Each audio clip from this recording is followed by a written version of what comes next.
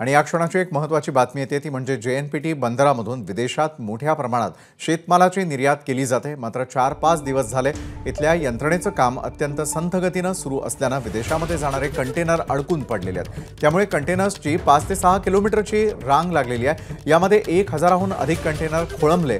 सर्वात चिंतेची बाब म्हणजे यातील काही कंटेनर्समध्ये कांदा, अन्य भाज्या, फळं, मासे असा नाशिवंत माल आहे। हे सर्व पदार्थ थंड ठेवावे लागतात आणि त्यामुळे दररोज कंटेनरच्या कूलिंगवर व्यापाऱ्यांना हजारो रुपये खर्च करावे लागतात। तर दुसरीकडे कंटेनरचं भाडंही वाढत असल्याने निर्यातदारांना लाखोंचं नुकसान सोसावं लागतंय। आणि या संदर्भात अधिक माहिती देतात आमचे प्रतिनिधी विनायक पाटील।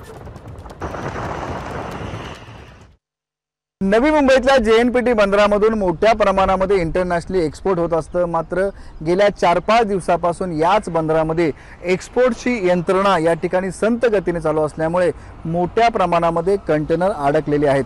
तुम्ही सध्या पाहता की समोरचं JNPT बंदर आहे आणि या JNPT बंदरामध्ये जाण्यासाठी कंटेनरची तुम्ही लाईन बघताय आणि हीच लाईन आहे ते 5 ते 7 किलोमीटर पर्यंत ही लांब लाईन गेली असून याच्यामध्ये हजारो कंटेनर हे अडकलेले आहेत, थांबलेले आहेत। संत गतीने हे काम चालू आहे। गेल्या 4-5 दिवसापासून कंटेनर आहेत ते अशाच पद्धतीने एका कंटेनरला 10-15 तास आहे ते या लाईनीमध्ये उभा राहावं लागत आहे आणि त्याच्यामुळेच आहे ते याच्यामध्ये अनेक प्रकारचा नाशवंत माल आहे। त्याच्यामध्ये मग कांदे बटाटे आहेत, भाजीपाला आहेत, फळ आहेत, हा अनेक प्रकारचा नाशवंत माल आहे आणि हा नाशवंत माल आहे तो खराब होण्याची दाट शक्यता आहे। यामध्ये कांदे असतील, केळे आहे मोठ्या प्रमाणात, त्याच्याबरोबर औषधी पदार्थ काही एक्सपोर्ट होत असतात या ठिकाणावरून।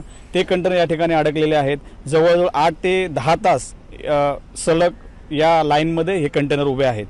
मालाचं नुकसान होऊ शकतं या ठिकाणी, मालाचं नुकसान होऊ शकतं। त्याचबरोबर वेसल मिस होऊ शकतात आणि वेसल मिस झाल्यानंतर हे कंटेनर पुन्हा ते प्लगिंगला ठेवावे लागतात। त्याची जी ॲडिशनल कॉस्ट आहे ती एक्सपोर्टरला बेअर करावी लागते। त्याचप्रमाणे मोठ्या प्रमाणावर ते जे फ्रेट डिफरन्स आहे सध्या तो एक्सपोर्टरला बेअर करावा लागतो। ज्या वेसलने, ज्या बोटीने ते बाहेर जाणार असतात ती बोट सुद्धा मिस होते त्यामुळे तो एक वेगळा त्रास असतो आणि बोट मिस झाल्यानंतर त्याला कूलिंगसाठी परत एकदा यांना हा माल ठेवावा लागल्यामुळे असा डायरेक्ट इनडायरेक्टली मोठ्या लाखोचं नुकसान आहे या एक्सपोर्टरांचं, ट्रान्सपोर्टरांचं या ठिकाणी होत आहे। विनायक पाटील, ABP माझा, नवी मुंबई।